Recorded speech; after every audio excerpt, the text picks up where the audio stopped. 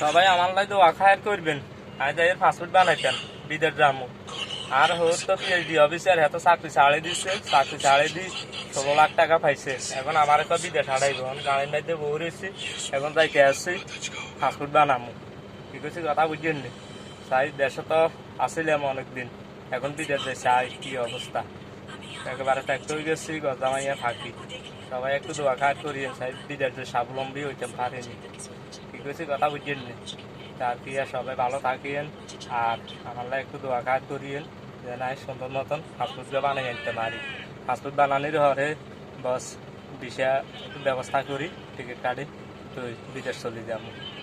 কথা বুঝছেন নি? তো সবাই একটু দোয়া কাজ করিয়েন।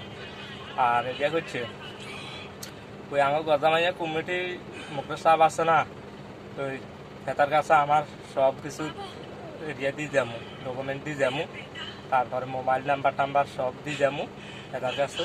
যদি কেউ আমার লোক কথা কইদের খেয়াল থাকে তো আঙ্গ সভাপতি কমিটির মুখের সাহেবের তো নাম্বার লই তো যোগাযোগ করিয়ে। ঠিক আছে কথা বুঝছেন? আচ্ছা ঠিক আছে, সবাই ভালো থাকিয়েন। আল্লাহ হাফিজ।